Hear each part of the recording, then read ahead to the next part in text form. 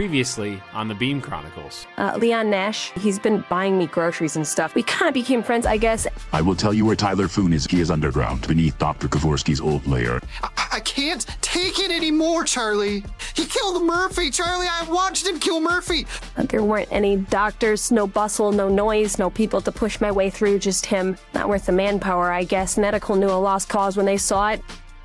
You gotta kill me, Charlie. Will it work or not? It could work, but my armor won't fit him. I'm going to jigsaw it together from all the suits. No, that's too difficult to do in a few hours. All of the armor, they all have holes now. One of the most vivid dreams. A perfect memory, replaying in my mind's eye like it was occurring all over again. At least before I met God, I was going to kill the devil. The bullet stopped, an inch in front of his forehead, spinning in place. These are the Beam Chronicles, with your host, MJ Dooney. Book 3, Cataclysm, Chapter 20, Charlie Shayde.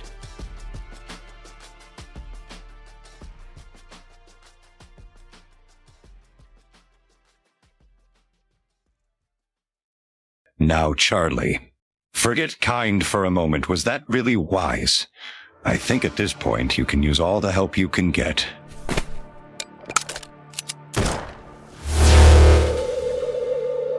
Oh, fuck you! I groaned so ferociously angry I dropped Guillermo. Charlie, I don't know why this is happening. He admitted, holding his only hand above his head, staring cockeyed at the bullet suspended midair, still spiraling slowly in front of his face. You goddamned lying fucking shithead! You had it the whole time? I was belligerent. You were telekinetic all this time! You could have stopped him, contained him, and you just— Charlie! He firmly shouted my name, then jumped back as the bullet pinged against the linoleum floor of Medical's hallway. I promise you, all right? I swear it. I do not know why that just happened. It had nothing to do with me. I clenched my fingers around my skull. Whatever, Howie. What the fuck ever. I couldn't possibly be bothered to give a shit about any of your shit anymore. Any of it. And I grouped away to the arena, slinging Fly's armor onto the pile with the rest of them, setting to work picking out the pieces of each that were in the best shape. Charlie, I need to discuss something with you. His voice rang out into my earpiece. I snatched it out of my ear, held the microphone close to my mouth, and snarled. Blow me, Howie. For a second, I thought about ungrouping it, just to eliminate the distraction once and for all. Then I remembered the birthday voicemail I still had stored on it. I instead clutched it to my chest for a second, then tossed it safely across the room where it wouldn't bother me. A few minutes later, spent shuffling through the armor, getting them lined up, deliberating over what was salvageable and what was scrap. I anxiously glanced over my shoulder one last time to make sure my earpiece didn't break when I chucked it. And I saw the door swing open as Prophet bustled inside. How the hell did you know where I was? I know everything, remember? He shot right back, matching my impatient tone. Bye, Howie. Charlie, give me a goddamn second to— But I didn't. I scooped up all my Ajax armor and grouped to the only other room in HQ I knew would be private. Murphy's room. Back in Medical.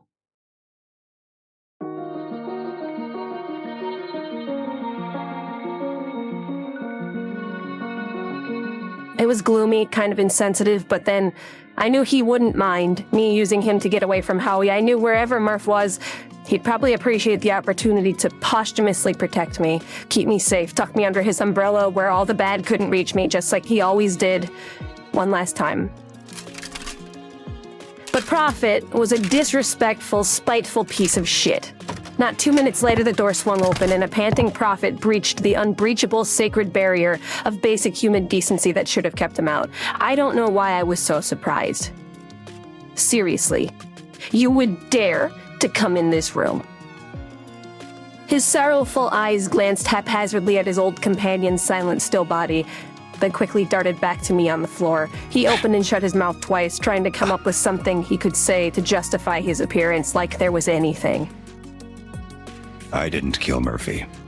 Possibly his worst option. You did. Quest Topo. You never pull a trigger. That's how you operate. There's always someone or something between you and the people you hurt. What was between you and me, Charlie? I guess I'm the lucky exception.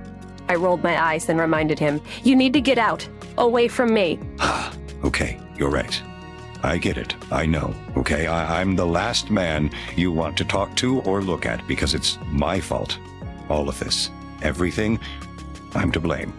It all went to hell from the second I made you fake your death. If I hadn't sent you away, none of this would have happened. Jackson wouldn't have even been capable of killing Fisher if I hadn't sent him to purgatory for 2 years.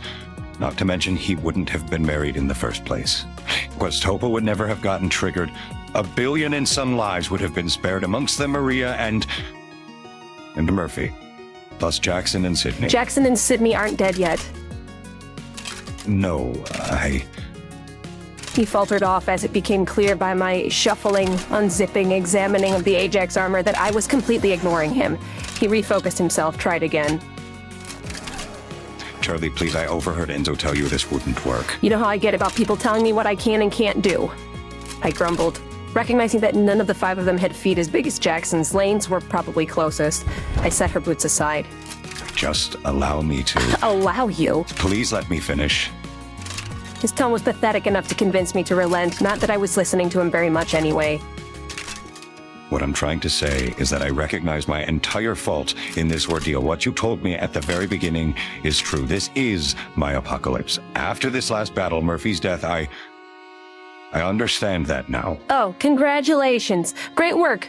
Want me to make you up a little certificate? I hereby certify Howard Prophet finally gets he's an asshole. He did his best to let it slide off his back, press on with what he came here to say. Given my newfound perspective, given that I'm willing to admit my error, I feel as though I deserve... Word choice, buddy. You really do not want to get into what you deserve, not with me. I want a chance to atone. Charlie, I can fix this if you give me the opportunity to try.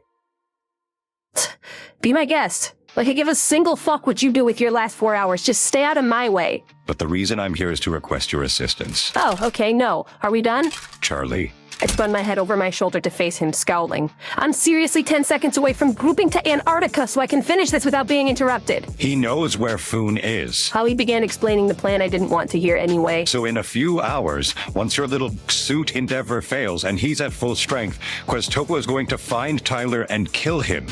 At that point, nobody can stop him, but right now, we no longer have reason to keep Foon hidden. We should at least attempt to use him. Convince him to help us save the world. Let him out, get him wet. Give the only man capable of fighting chance to stand up to Questopa. To kill him. You want to use Foon to kill Jackson. To kill Questopa. He insisted on this meaningless correction. And yes, but even assuming that part is successful, Tyler will just supplant Questopa as conqueror. That's why I need you. I need you to stop Tyler once he stops Questopa. You don't even have to touch Quez. I just need you to kill Foon once it's all done. Do you like not get what no means? You don't want to kill Tyler Foon. I'd love to kill Foon, but it's irrelevant. None of it's happening. It won't happen. I'm not gonna let you do it, Prophet. I'll go ungroup Tyler's body before I allow you to use him as a weapon. Hell, that might even be fun. Foon is our only real shot at saving the planet. Foon is the only person who can stop this now. Don't care. I nonchalantly shook my head, lifting up Murphy's helmet and inspecting it for cracks or holes. Guess that means you're not going to save anyone, so go suck a dick, Howie. That might take you 4 hours. Or hey, paint a picture. Count the money you work so hard to earn. Practice combing your goatee with your left hand. Maybe call all the people who love you and care about you. Oh wait, that's right. Everyone hates you. Sorry, I forgot. He moved to frustratedly throw his hands on his hip, then winced, apparently forgetting he'd lost an arm a few days ago, and flexed the muscles just quickly enough to overcome the painkillers he was jacked up on. Prophet groaned through the obvious discomfort, and I would have smiled if I weren't so preoccupied with the job at hand. He tried again to cut through my stubbornness. Where the hell is this all coming from? Where's what coming from? The defiance, the attitude, after everything. How could you still possibly be this pig-headed? Have you met me? What is it, Charlie? He shouted at me, like I was some insolent little girl he had to teach right and wrong to. What in all creation is it that you're so eager to fight for? Huh? What are you possibly still trying to save? Jackson fucking Teak. Same as when I started, same as always and forever. How is it so hard for you people to understand it? I'll send the whole universe straight to hell, fighting for Jackson Teak. You cannot get him back, Charlie. The urgency in his voice was more charged than any emotion I'd ever experienced out of him.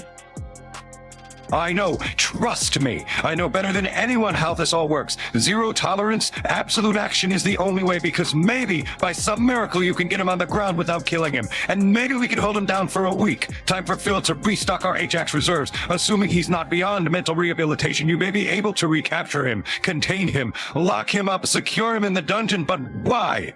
Why bother saving the demon who killed the man you love? Jackson is not dead. He is. He's fucking not. I just talked to him 10 minutes ago. He's still in there And he will never get out. Fuck you, Howie! He doesn't even want you to save him, Charlie. The truth. It stung me, stalled me, and I didn't know how he knew, but I didn't let it stop me or sway me. Jackson's an idiot. He's always been an idiot. He doesn't know what he wants. I know what he wants. You are wagering the fate of the world on the off chance that you succeed in wrangling Questopo, something you don't even have the equipment to accomplish. But even if you did succeed, Sydney will still be dead. Murphy will still be dead. Maria will still be dead. Phil's tenuous grip on sanity will slip the instant he realizes it's fruitless, and at that point, all that will be left for you is me and him. He forcefully stabbed his finger toward the ceiling, up to the sky, where Questopo was lying in wait miles away. Is that what you're fighting for? That life? Loneliness all over again. All you will have waiting for you at the successful finish line of this journey you insist on taking is a bitter, barren, lonely, pathetic existence, in which a monster with your lover's face mocks you and sneers at you and patiently waits for any chance he can get for you to slip up for an instant so he can slaughter you in your sleep. The world will be crying for his head, people will be pounding and scratching at your door, tearing you in all directions for vengeance against him, and you will protect him, torture yourself, watching him, all in the off chance that some pan-dimensional miracle, the most relentless evil asshole in the history of mankind, and the Jingari kind, myself included, just randomly decides he's ready to go to sleep and give you Jackson back. Whatever broken, messed up kind of Jackson that would be to top it all off. Sounds downright splendid, doesn't it? Yes, by all means, keep patching together your fucking armor that won't even hold him to secure yourself a piece of that life. Or maybe, open your eyes, see past the blindness of your emotions, and realize this is stupidity. It is a fool's gamble, Charlie, and in all the time I've known you since you were merely a fragile, terrified child, you are many things. Never a fool. He still had that way about him. That way of painting the most vivid and horrific pictures of my alternatives, motivating me in precisely the direction he needed me to go. I fucking loathed how well it worked. But I knew he was right. I knew I was wasting my time fiddling with nothing, without Sydney, without Murphy and Phil and the rest of them, especially without Jackson. It was pointless. Even if I won, I couldn't stand the desolation. Why save him just to be alone? Even Jackson himself couldn't convince me to give up the fight. I took a bullet to the gut, denying him the freedom to escape, but things were different now. Just that Sydney wasn't with me made all the difference in the world. Things were scarier and lonelier than they ever were, even back when I was pretending to be dead. Howard Prophet was the best friend I had left. What the fuck sort of life was that to fight so hard to sustain? I spiked Murphy's helmet into the ground, got to my feet, clenching my fists and snarling. So what then? What would you have me do, huh? Work with you again? Because history indicates that goes so well for me, right? No, if you're right, if I'm fighting for nothing either way, then I'm not going to help you. I'll just be done fighting. I've got no stake left in the world. You said it yourself. You want me to kill Tyler after he kills Quez? Why? Why the hell should I? To stop him from ending the world? Why the hell should I care if Tyler ends the world? Why the hell should I care if it all goes down? It stunned him, briefly, struck a nerve, maybe even hit close to home. He covered his mouth with his only hand, looking through me, then spoke with a sincerity I couldn't doubt, not even from Howie. It was like he was sharing his own personal revelation with me. You don't care.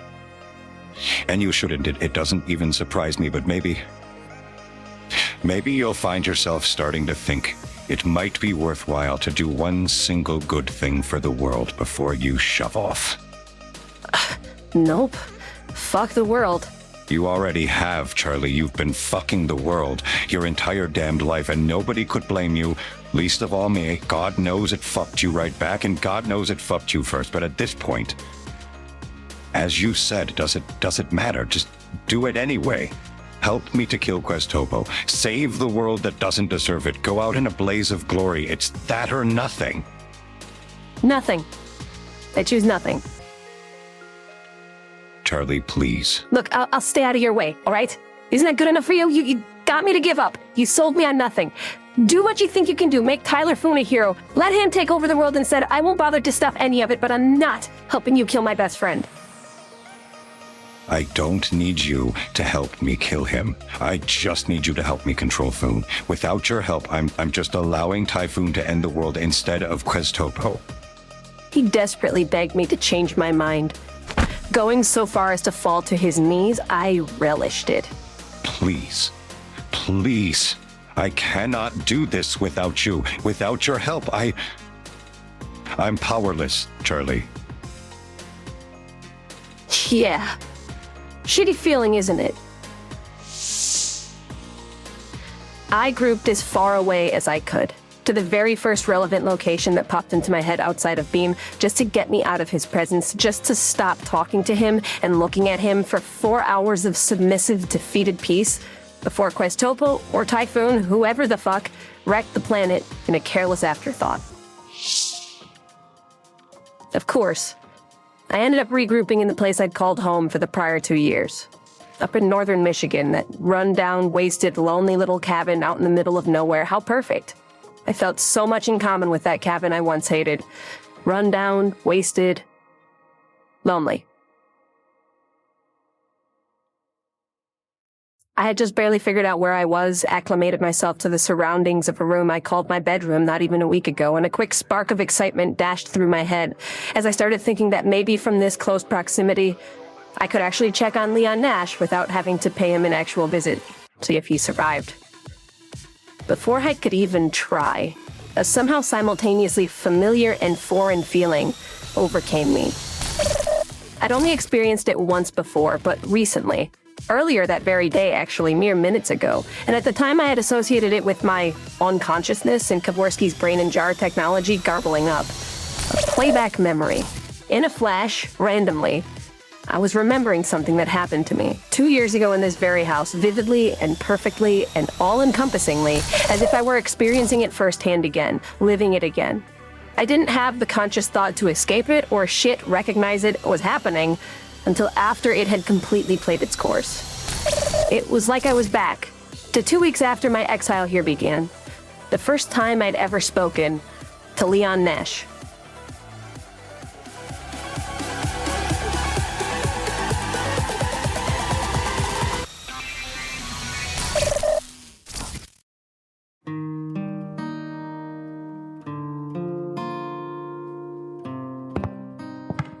I sixed him coming up to my house, kicking open my front door. He wiped his feet and carried his bags inside, setting them on the counter, whistling a tuneless melody. Whistling. Fucking asshole. I was still upstairs, laying sleeplessly in my bed, staring at the ceiling, but the sound of that whistling burned my ears. Pure silence had briskly become my norm. There was never noise in that house, aside from me crying most of the first few days and every time I woke up. But by now, 2 weeks in, I had devoted myself to holding off on that when I could help it. 2 years. There would be plenty of time to cry. For now, soundless nothing was the best thing I had to bask in. Neutral, simple, blank, but he was shattering my illusion. His whistles were tiny pins, puncturing my eardrums, daring to disrupt my solemn dark limbo with a twinge of cheeriness. It was a bad first impression, and I was a person who didn't typically need additional reasons to dislike people she didn't know. Twice now, this befuddling figure had strolled through my front door, and the first time, I'd ignored him, out of fear that it was a test. Howie had given me explicit instructions that I was not to be seen by anyone, that he would know the instant I broke the facade of my death. Had no idea what this guy was doing in my house, but I was too famous to risk even a fragile old man in the forest catching a glimpse of me alive, so I stayed hidden. Just let him go stock my cupboards with groceries, then leave the way he came. The second time it was different. This second time, I had permission to make a friend. And even though I didn't really want one, If he was going to bring me food for the next 2 years, I at least had to make sure he knew what kind of food I wanted to eat.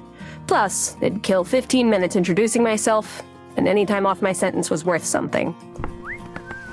I crawled out of bed, threw on my trench coat, and grouped downstairs, into the kitchen, sitting on the counter as far away from him as I could.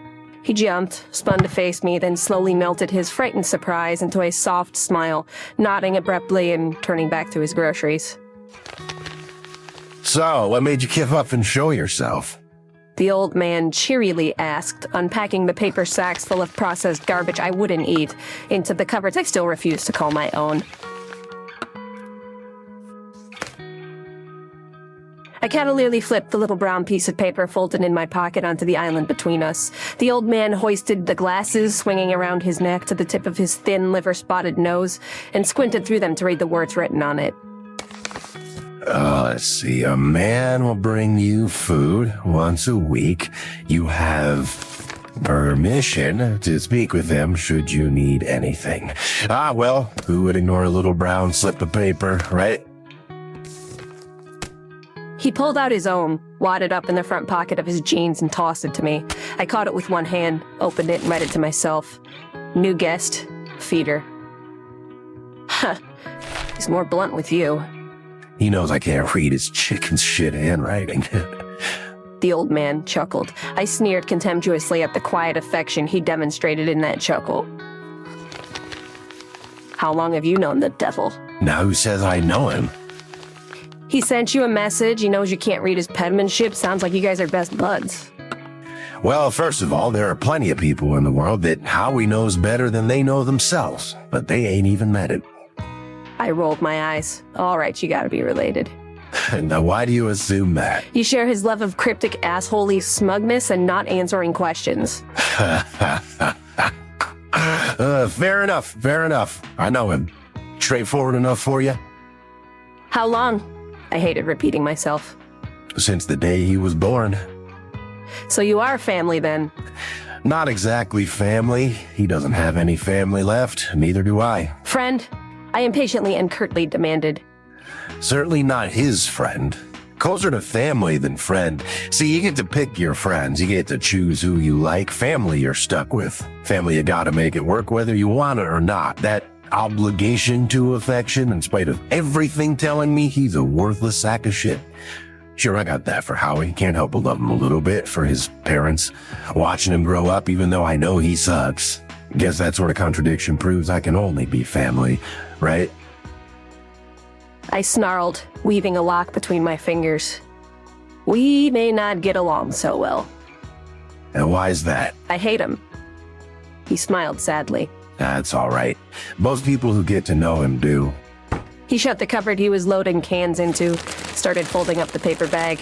Little advice for future dealings with him, he doesn't care. About you hating him, never did.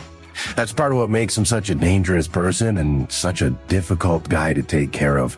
In spite of all my promises to his real family, he can fake it with the best of them, but our prophet don't give a rat's ass if you like him or not, so long as he's got you beneath his thumb. So long as you play your part and don't get in the way. Is that what you're doing out here? Playing your part, staying out of his way? He scrunched up his mouth, shrugged. Yes and no. Believe it or not, I kind of like it out here. I picked this spot, but I can't leave. Not without Howie intervening in my life again. And I've seen the lengths he'll go to just to get his way firsthand. Plus, I recognize his methods dealing with others, even when he thinks he's hiding it all so well. Twisted son of a bitch like that tells me to stay in one place and nothing bad'll happen? Hell, I'd be nuts to leave. If all I gotta do to keep him satisfied is feed pretty sad girls now and then, I'll take that deal. I snarled again, maybe even groaned, and he laughed at me, shaking his head. Why does he even care about you? I asked, fully intending it to be as marginalizing and demonstrative of his pathetic insignificance as it came off, after his creepy little compliment. He could kill you in a heartbeat. You're just an old nobody who cares. He seemed utterly unoffended, which I couldn't decide if I liked or not. No idea why he's socking me away. Maybe I ruin his mystery. I am just about the last thing he's got tethering him to humanity. Like I said, his family's all gone. Mine's much longer gone. We're not blood, but we're just about all that's left for each other. So he's protecting you. Is he protecting you? Who the hell knows? Well, there you have it. We can sit around here questioning his motives all day, still not come close to the truth. For the record, I'm pretty damn sure he's not protecting me, though. Why not? Howie's a spiteful little bitch, and I'm not going to get into our significant history together out of fear of what he'll do to me, but I think, well, let's put it this way. Of all the people he's ever met, he hates me the most. In that case, we may get along after all, old man. Oh, Nash. He grinned, extending his shaky hand. Leon Nash. You can call me Lee if you like, or Nash. Leon works too. You can pick. Not fussy. Charlie Shayde, I mumbled, shaking his wrinkly cold hand. Yes, I know. My reputation precedes me, even up here in goat-humping Deliverance. It ain't half bad in time. He waved me off. An adjustment from celebrity life, I'm sure, but at least it's private, tranquil. People don't bug you much out here. Yeah, I've been defecating in a hole for quite a while. I almost got trampled by a buck the other day, but you really got to start looking on the bright side, Miss Shayde. Yeah, especially when you're dealing with Howie. Especially then. And I'm sure you know, but if you doubt, trust me, my old bones can attest to it from decades of experience. He don't leave the biggest slivers of brightness for you to capitalize on in the first place. He frowned as he faded out, letting a shadow eclipse his distant gaze, sighing mightily, somehow in a twisted, backward, sadistic sort of way, listening to him talk about profit, watching him grapple with their obviously crippled relationship, the forlorn longing in his tone. It was all helping me cope. I didn't know Nash's story. I didn't care to learn it, but people who pretended to be as happy as he was blatantly pretending to be could only be covering up some sort of tragedy they couldn't bear to face. It could very feasibly be a sadder life than my own, and just assuming that was the case made me feel ever so slightly that maybe I could overcome. Say what you would about what Howie did to me, it was dastardly, malevolent, and all around shitty, but at least I could hate him for it. Nash didn't hate him. He still cared about Howie. He still loved him. I couldn't even imagine being so wounded by somebody I loved. By the way, I don't eat this processed bullshit. I broke the tense, depressing quiet, tossing a can up and down. Good to know. Nash replied, his craggy, dopey, skin-deep grin plastered across his face again. I figured I'd just grab you a variety to start now that you're speaking to me. We can hammer out more specific shopping lists. Fine. Fruit, vegetables, lean protein, herbal tea. That's not very specific at all. Any particular flavors of tea or types of fruit? I'm not picky, as long as it's not frozen or in a can. He smiled and nodded. There's a farmer's market up in town on the weekends during the summer. That'll be good. Something to look forward to. This time of year, it's a little bleak in the harvest department, to be frank. It'll have to be grocery store produce, I'm afraid. I'll just get you whatever looks freshest, okay? Sure, thanks. I half committed to saying as I hopped off the counter and spun out of the kitchen. Good to meet you, Miss Shayde.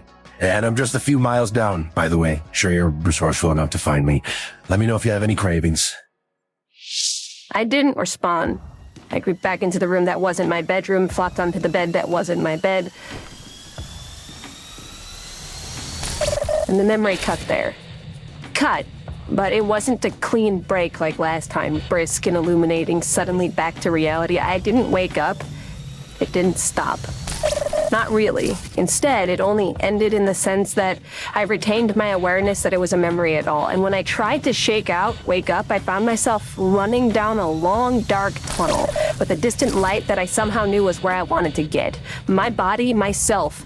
Wakefulness. I just had to reach it, and the weird would stop. I ran in slow motion, my feet slipping out from under me like I was on sheer ice, inching toward that distant glow, fuzzy and echoing, like I could have been imagining it entirely as a complete afterthought. I heard my voice and Prophet's repeating the last thing we said to each other 2 years ago. We won't fall apart. We're a family. We love each other. We'll regroup. His disgusted scoff. You always do, don't you, Charlie?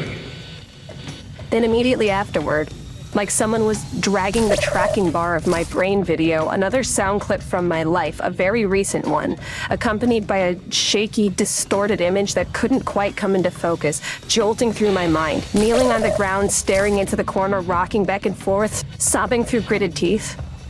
You're lying to him. You should have told him. You should have told him right away. You lied to him. Please say something when all you do is lie. He's better than you. She's better than you too. They deserve each other and you deserve nothing. You're nothing but a liar.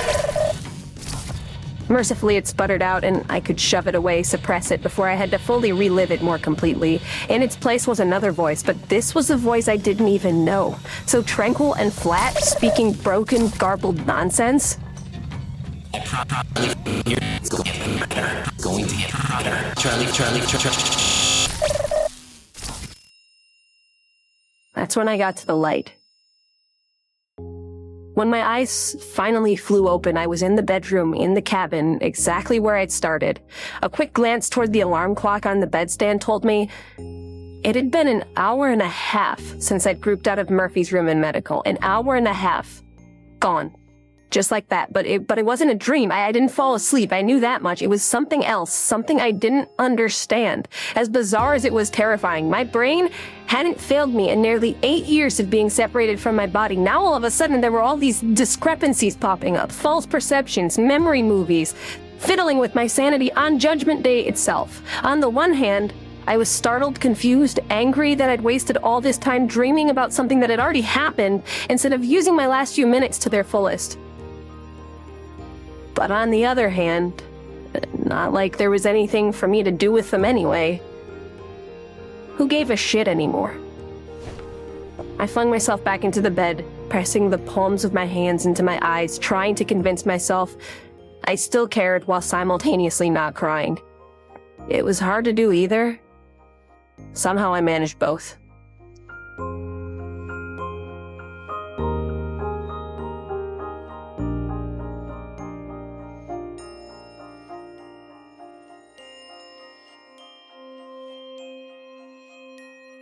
Thank you for listening to the Beam Chronicles, a fiction podcast written and produced by me, MJ Dooney. You can find the show on Instagram, YouTube, TikTok, and Twitter. Rate me on Spotify and or Apple Podcasts. Incidentally, I've been stuck at 59 ratings on Spotify for a minute now. I'd really like to get it to an even 60, just for aesthetics. But if you'd like to shoot me an email, beamchronicles@gmail.com. You can also send me a donation on Buy Me a Coffee by clicking support the show in the episode description. First of all, I have been sick. You can probably hear it here. Hopefully better than when I filter my voice for all the characters. But if any of them sounded ill, sorry. I guess just pretend that canonically they all got a cold at the same time. And I realize these last few chapters are essentially taking place in the same 4-hour time block. So crazy that they all got sick during those 4 hours. Actually, just this last week, I had an entire week of 100 plus downloads per day, which has never happened before. That's more than I've ever had. It was amazing. It kind of helps that I have like 80 episodes now, so like each one counts as a download. So every time I get one new listener, it's basically 100 downloads. But either way, I was pretty pleased with that week. If someone out there knows why that happened, please let me know. Usually it means somebody posted about me on Reddit, or like there was some audio drama list thing that added me to it. But maybe it's just people telling their friends to listen. Either way, welcome if you just discovered the show. If you've been here for years and you told your friend about it, thank you. If you're just enjoying the ride, thank you as well. My podcast host actually estimates I have around 250 to 300 listeners at this point, which is astounding to me. That's like more than I ever expected. But actually, if anyone out there has ideas on how to expand that, I'm open to suggestions. Please email me. Nothing I do is appealing to the TikTok era of 3-second attention spans. I'm very long-winded. I can't draw. I can't show my handsome face because of teacher stuff. My memes are too weak. Disaster. So if anyone has an idea, I'm open to hear about it. All music and sound effects are sourced from the Epidemic Sound Library. Special thanks to Janet Shasha for creating the cover art for the show. Find her at Instagram at ChiliBeanArt, and thanks again for listening.